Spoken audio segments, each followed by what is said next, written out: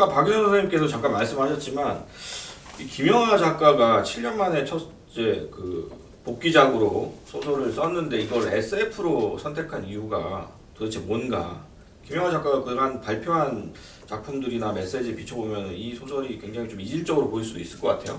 그래서 이런 부분들을 이 김영하 소설의 계보 속에서 어떻게 자리매김을 해볼 수 있을까? 김영하 작가도 사실은 활동한 지 꽤 오래된 중견 작가고 또 굉장히 활발하게 그 대중들과 호흡해온 작가이기 때문에 이 소설을 김영하 전체 작품 속에서 어떻게 평가할 것인지도 좀 평가해볼 필요가 있을 것 같아요. 그래서 이 부분은 좀 심리현 선생님부터. 노노노 박인성 선생님부터. 네.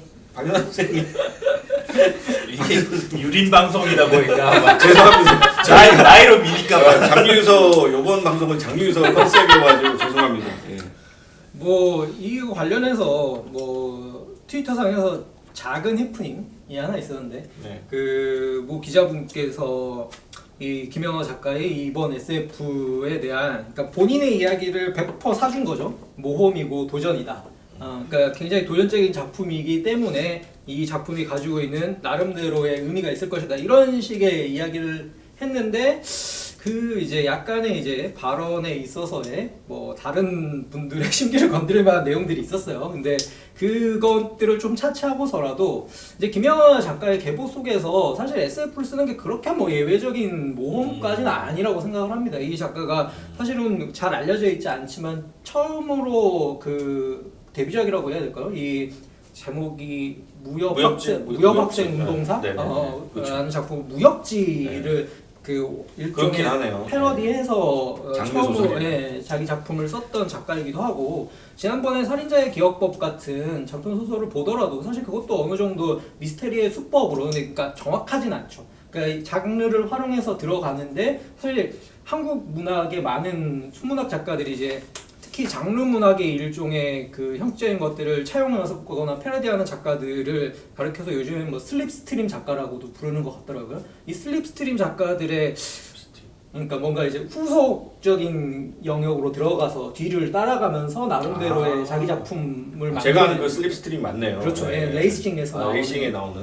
그러니까 뭐 그런 종류의 것들을 활용하는 작가들은 꽤 있었는데 항상 그런 거 생각할 때마다 드는 아쉬움이 뭐냐면 장르로 쉽게 장르로 들어가서 어렵게 순문학으로 나와요. 왜냐면 나는 작가다 네. 이렇게 마지막에 주장해야 되거든요. 장르적 수법으로 들어가가지고 거기 안에서 자기가 활용할 수 있는 손쉬운 것들은 제멋대로 활용하고 사실은 엄밀한 장르적 결론을 제공해주지는 않는다는 거죠.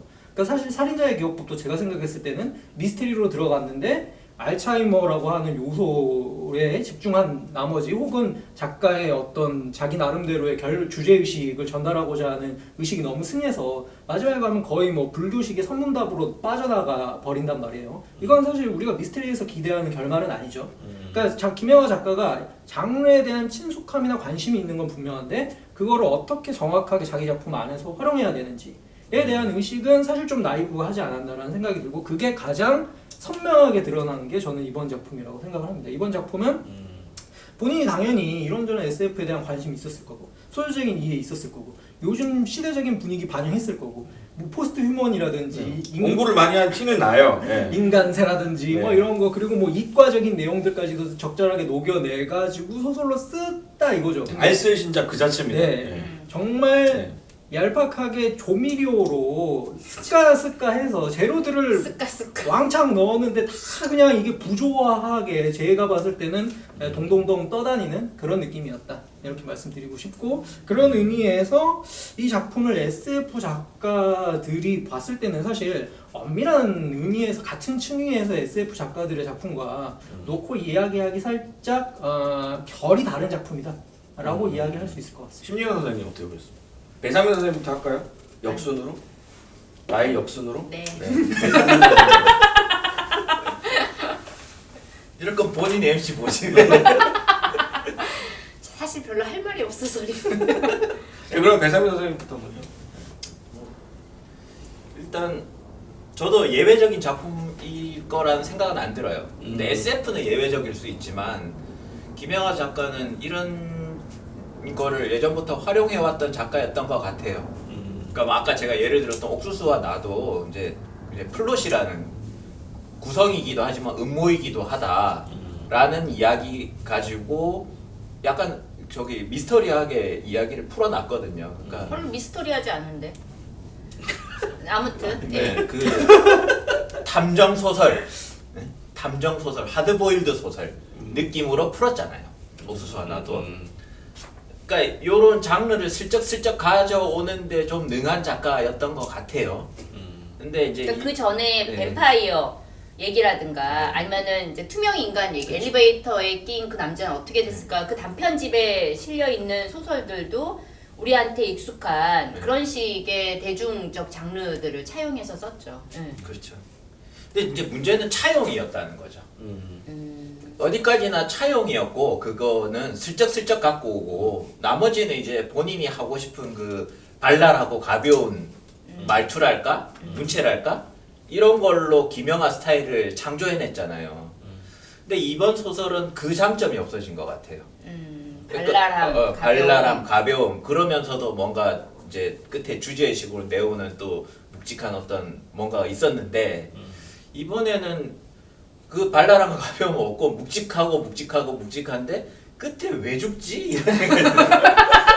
그냥 인간이 다 싫다니까 네. 지금. 시종일관 분위기는 무거운데 네. 딱히 주제 의식에 있어서는 우리에게 뭔가 여운을 주지 못하는. 묵직하진 않은 거죠. 네. 묵직한 주제 의식을 거꾸로 그 던져주시는. 오빠가 돌아왔다 같은 이 작품에서 마찬가지로 어떻게 보면은 어린아이 소설자를 활용했음에도 불구하고 훨씬 발칙하면서도 어른이 말할 수 없는 것들을 집요하게 드러내는 이런 어떤 소설적 새로움이 있었잖아요. 근데 이 작품 같은 경우에는 이 소년 서술자 주인공이 얘가 도대체가 어떤 부분에서 인간다움이라고 하는 거를 인간이 보여주지 못하는 인간다움을 더 보여주는가. 사실 이거는 너무 기존에 여기서 묘사되고 있는 작품들을 인간들을 너무 안 좋게 묘사를 하니까 얘가 상대적으로 인간다움을 가질 수밖에 없게끔 하는 그런 상대적 인간다움만 그려낸 것 같다 이거죠. 그 마지막 문장 중에 하나가 인간은 수없이 많은 플라스틱과 답변을 남기고 멸종했다. 이 말이 굉장히 김영하스러운 문장이거든요. 위트가 있는 문장인데 이 문장이 이질적인 거예요. 이 소설에서는. 다른 김영하 소설이었으면 이런 문장들이 자연스럽게 녹아들었을 텐데 요런 문장이 오히려 이질적으로 느껴지는 거 결말이 묵직하긴 하죠. 곰 때문에 묵직한 곰으로 인해서 결말이 이어지기 때문에 조크하신 거예요? 네. 어이가 없네요. 네, 심리관 선생님. 저는 글쎄요. 그냥 김영하 소설 중에서 그러니까는 개인적으로 그냥 단편집 초기의 단편집 호출이라든가 근데 사실 뭐 호출이나 이런 것도 보면은 지금 보면 사실 근데 90년대 그 김영하는 사실 장정일 뭐 김영하 백민석 이렇게 해서 90년대 신세대 작가였어요. 그리고 그 김영하 같은 경우는 다른 이제 백민석이나 이제 그 장정일보다도 훨씬 더 좀 대중 친화적인 그러한 그 신세대 작가였죠. 그리고 이 작가가 맨 처음에 나는 나를 파괴할 권리가 있다라는 그 소설로 이제 아무튼 저는 사실 무림 뭐 어쩌고 그거는 읽은 적이 없고 뭐 얘기는 들었지만 제가 먼저 읽은 거는 나는 나를 파괴할 권리가 있다라는 건데 그때 막 해외여행 87년도에 해외여행 자유화가 되면서 뭔가 이제 그 외국 이국의 어떠한 그 풍광이라든가 그 다음에 어떤 그 유럽의 문명에 대한 동경 이러한 것들이 사실 저는 거기에 녹아있다고 생각하거든요. 거기에 이제 다른 사람의 자살을 도와주는 그 남자 얘기인데 그 남자가 막 그 파리의 무슨 루브르 박물관에 가서 뭐 그림 보고 막 이런 장면들이 의외로 길게 나오거든요. 그러니까는 약간 그런 식의 시대적인 그 어떤 변화, 그러니까 뭔가 해외 여행이 자유화되면 사람들이 마구 이제 그때부터 막 나가기 시작하는 그리고 90년대가 어쨌든 한국이 흥청망청하던 시절이었잖아요. 그러니까 그런 것과 딱 맞물리면서 뭔가 이제 폭발하는 그런 부분이 있었던 것 같아요. 소설 자체는 좀 되게 진부하고 특히 막 그 여자가 막 행위 예술하면서 막 이렇게 막 이러는 거는 진짜 너 행위 예술 비하 아닙니까?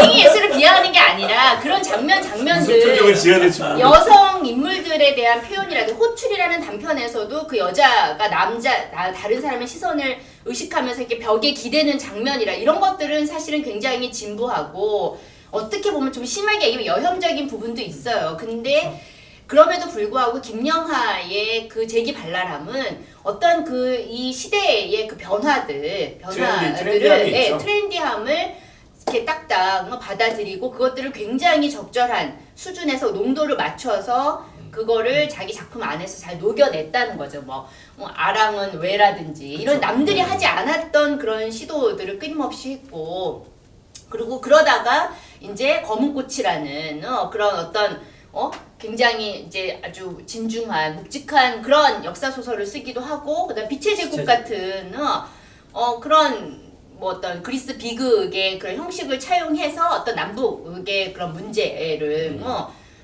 그렇게 다루기도 하고 그러니까 이게 굉장히 자기 나름대로는 어떤 작가 의식을 가지고 있고 꾸준히 해왔는데 제가 보기에는 이 소설 자체는 조금 그런 작가의 그런 그 이력 커리어로 봤을 때는 좀 그렇지 않나.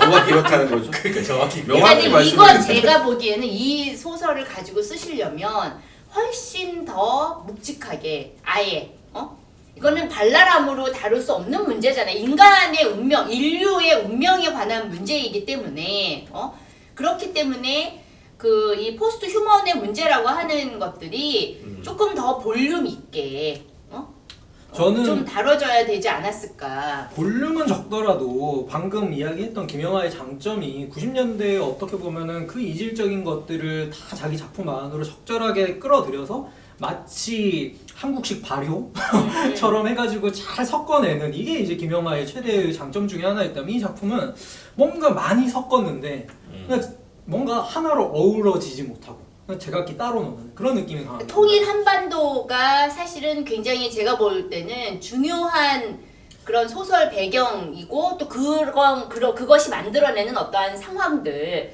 그것과 맞물려서 그 인물의 모험담이 전개됐다면 훨씬 더 이제 설득력 있는 그런 이야기가 됐을 텐데. 약간 아이러니인데 한반도는 통일시켰는데 소설은 통일이 안 됐어요. 그렇군요. 이렇게 슬플 수가.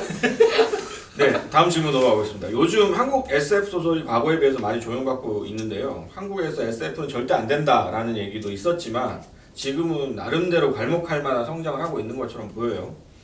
어떻습니까? 이른바 주류 문단 작가가 SF라는 비주류 영역에 숟가락을 얹었다라고도 볼 수 있는데 주류 문학 팬덤에게 그리고 SF 팬덤에게 각각 김영하 작가의 이번 소설 작별인사는 어떻게 받아들여질지 나름대로 한번 얘기해 볼 수 있을 것 같습니다. 배상민 선생님부터 한번 답변해 보시겠습니까? 전 사실 SF 팬덤도 잘 모르고 네. 주류 문학 팬덤도 잘 모르기 때문에 이 양자가 어떻게 이 소설을 받아들일지는 잘은 모르겠어요. 네. 그런데 SF 팬덤 그러니까 근데 하고 싶은 얘기는 그 SF 우리나라 SF는 제가 볼 때 조금 왜곡되어 있어요. 그러니까 이제 쉽게 끌어들이기 가장 쉬운 장르로 인식돼 있어요. 왜냐하면 SF는 비교적 그 특성이 좀 약한 장르이기 때문에 근미래도 SF고 타임머신 타고 과거로 가도 SF거든요. 그러다 보니까 굉장히 끌어들이기 쉽고 그다음에 두 번째는 허세 부리기 쉬운 장르죠. 자기의 지적인 뭔가를 뽐내기 쉬운 장르이고 비교적 끌어들였을 때 욕을 안 먹는 안전한 장르. 역사와 SF 이 두 가지는 욕을 좀 안 먹거나 덜 먹는 장르예요. 그러다 보니까 사실 순문학 작가들이 SF를 끌어들인 적이 많아요. 이 김혜란 작가도 그렇고 뭐 김경옥 작가도 그렇고 꽤 많이 끌어들였어요. 뭐 윤희영 작가도 윤희영도 그렇고, 그렇고 박민규도 그렇고. 상당히 그러니까 요렇게 한 그다음에 또 반대로 SF라고 표방하는 작가들이 또 순문학 쪽에 호명이 돼가지고 또 작품 많이 내기도 하고 그러다 보니 진짜 SF는 어디론가 없어진 것 같은 느낌은 들어요. 그러니까 SF 다운 SF 소설. 그러니까 이를테면 테드 창의 소설이라든가 소위 하드 SF라고 그렇죠. 하죠. 네. 그러니까 정말 과학적인 어떤 걸 기반으로 해서 이야기를 풀어내가는 그런 소설들은 증발되고 그냥 SF를 갖고 와서 작가가 하고 싶은 얘기를 막 해요. 근데 이제 독자들은 SF 장르한 기대를 갖고 읽는데 소설이 듬성듬성한 거죠. 이렇게 되면 SF는 다 이래. 한국 SF는 발전이 없어. 한국 SF 재미없어. 이런 인식이 심어질까봐 그게 저는 좀 걱정이 돼요. 그래서 저는 항상 늘 부탁하건데 제발 좀 킬링타임용으로 좀 재밌는 걸 좀 써주셨으면 좋겠다는 생각이 듭니다. 뭐 방금 이야기는 최근에 이제 SF 작가들은 또 그렇게 인정하진 않을 것 같아요. 뭐 어쨌거나 최근에 SF가 분명히 박건우 선생님 이야기하신 것처럼 약간 주목받는 어떤 작가들이 주로 주목받죠? 그러니까 지금은 가장 두 축으로 나눠져 있는 것 같아요. 그러니까 제가 생각했을 때는 그 약간 과학적인 것들을 엄밀하게 활용하는 작가들이 부족했다면 그동안은 상대적으로 김보영 작가 같은 작가가 한국 그 SF 문학에서는 가장 그러니까 하드 SF를 쓰는 작가로 어쨌거나 해외에서도 호명을 받고 있는 중이고 이제 또 한편에서는 최근에 이제 소프트한 SF를 대변하는 작가로 김초엽 작가가 새롭게 떠올랐죠. 그래서 이 두 작가를 어떻게 보면은 약간 이렇게 주축으로 삼아서 SF에 대한 기대치가 요즘에 많이 올라가고 있는 상황이기 때문에 나름대로는 뭐 독자적인 돌파구들을 뭐 알아서 잘 만드실 거라고 생각을 하는 반면에 이 작품을 가지고 이야기해보라고 하면 이 작품은 오히려 SF에 대한 오해를 많이 양산할 수 있는 작품이기는 하다는 거죠. SF적인 뭔가 소재들을 제대로 여러 가지 가져오긴 했지만 SF로서의 어떤 측면을 매력있게 보여주지는 못했기 때문에 라고 생각을 하면은 그런 의미에서는 SF를 이렇게 너무 손쉽게 활용하는 일련의 분위기들에 대해서는 우리가 조금 경계할 필요가 있긴 하다라는 점에서는 공감합니다. 네. 심지어 선생님 어떻게 보셨어요? 제가 네. SF를 잘 몰라서. 주류 문단 비평가로서 이 작가들이 SF적인 근데 것들을 그거를 촬영하는 주류 문단이라는 표현을 쓰시는데 네. 소위 말해서 예를 들면은 무슨 뭐 지금은 없어졌지만 황순원 문학상이니 뭐 이상 문학상이니 무슨 문학상들 우리가 쭈루룩 많잖아요. 예를 들면은 주류 작가 문단 작가를 그런 문학상을 받는 작가들이라고 한다면 그 작가들을 일반 독자들은 몰라요.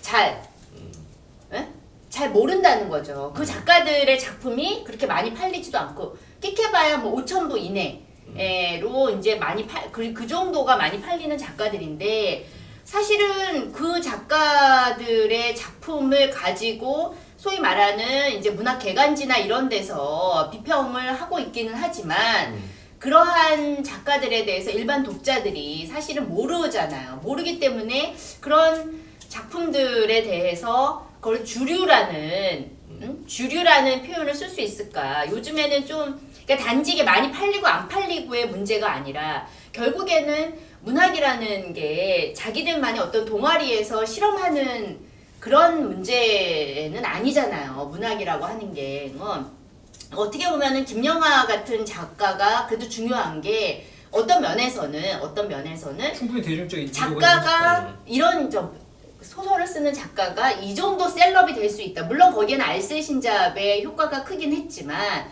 어쨌든 그런 이 작가의 셀럽화는 저는 한편으로는 뭐 더 가속화되어야 될 그런 거라고 생각하거든요. 근데 조금 주류 문단이라는 그 표현이 과연 지금 상황에서 적절한가 좀 그런 생각도 좀 들고 그냥 어떤 그 문학이 조금 더 일반 독자, 대중 독자들과 좀 만날 수 있는 접점들이 좀 더 많이 생기고 김영하 같은 작가를 통해서 그런 식의 접점들이 좀 더 많이 그럼 질문을 바꿔보겠습니다. 이런 소설을 가지고 대중들과의 접점이 많이 늘어날 수 있다고 보시는지? 글쎄요. 아니 이제 제가 좀 이렇게 찾아봤거든요. 네. 블로그나 이런 데다 벌써 이제 작별 인사에 대해서 여러 후기들을 올리셨더라고요. 근데 뭐 하나같이 상찬 일색이던데 너무 좋다고 저도 읽어봤습니다. 네. 너무 좋다. 네, 너무 좋다고 그러시더라고요. 그래서 그렇구나. 그래서 저는 잘못 읽었나 싶어서 다시 한번 읽어봤습니다, 소설을. 그래서 근데 이제 뭐 좋을 수도 있겠죠. 요즘에는 잘 모르겠어요. 어떤 평가라는 게 굉장히 조심스러우시네요. 아니 조심스러운 게 아니라 물론 이 소설 되게 못 썼다고 생각하긴 하는데 그러니까 어떤 식의 소설에 대한 그 평가의 기준이라는 게 저도 제가 어렸을 때 배웠던 읽으면서 나름 가졌던 그리고 이제 뭐 전문적으로 이제 문학 공부를 하면서 뭐 비평 이론이나 이런 걸 공부하면서 가졌던 어떤 평가 기준 평론가로서 활동하면서 가지게 되는 그런 또 지금 이렇게 가지게 되는 어떠한 그런 기준들이 계속 서로 충돌하고 갈등하고 바뀌는 것 같아요. 그래서 뭐가 이게 어떤 게 좋다 나쁘다라고 하는 것들이 그렇게 단정적으로 사실 90년대 제가 요새 90년대 소설을 다시 읽고 있는데 90년대 소설을 읽으면서 그때 되게 좋았던 소설들이 지금 다시 읽으니까 너무 진부하다는 생각이 또 들기도 하거든요. 이런 어떤 이러한 그 타임리스한 작품들이라는 게 과연 가능한가? 어떤 점에서는 그냥 그 시대에 그렇게 호응하는 그런 작품들이야말로 그냥 그게 그냥 좋은 거 아닌가 그런 생각이 들기도 하고 우리가 명작이 세계문학 전집에 실려있는 명작이라고 하는 게 그게 어떤 제인 에어 같은 건 물론 좋은 작품이지만 그 시대엔 좋았지만 지금 읽으면 되게 유치한 부분도 분명히 있거든요. 그 되게 제인 에어라는 그 여주인공이 가지고 있는 그 답답한 부분도 있고 근데 이게 과연 타임리스한 작품인가 이런 생각이 들기도 하고 그래서 요즘에 조금 그런 혼란을 많이 느끼는 시기예요. 이해해 주시기 바랍니다. 먹물 독자 저희가 어떻게 보면 다 먹물 묻은 독자들이라서 어떻게 보면 그 대중적인 또 독서의 감수성과 다른 관점에서 볼 수밖에 없는 영역도 있고요. 뭐 그렇게 됐을 때는 분명히 뭐 다른 감상들은 충분히 가능한 거죠. 근데 이제 저희는 다만 뭐 저희가 그렇다고 해서 대중 독자들의 방향으로 맞춰야 됩니다. 이렇게 말할 수는 없기 때문에 저는 이제 마지막에 갑자기 이게 눈에 띄네요. 비슷한 것은 가짜다 라는 말이 여기 안에 반복되는 말인데 그러니까 이런 느낌인 거죠. 김영하 이번 작품은 SF 비슷한 거지만 SF는 아니다. 한 가지 첨언하자면 저는 예전에 SF 한국 문단 SF 바람이 불었을 때 성공적인 작품들이 꽤 있었다고 봐요. 그러니까 기성 문단 작가들이 SF를 써서 다 실패했냐? 그건 아니에요, 사실. 뭐 예를 들어서 김경옥 작가의 소녀는 늙지 않는다 같은 작품들은 굉장히 뛰어난 작품이거든요. 그러니까 뭐 기성 문단이 SF를 차용해서 실패했냐, 성공했냐 이렇게 극단적으로 가를 필요는 없다고 봐요. 네. 다만 이제 이 작품과는 다른 결의 SF 작품들도 분명히 존재해요. 네. 그러니까 이제 그런 작품들이 좀 알려졌으면 좋겠다는 생각은 들어요. 네. 알겠습니다.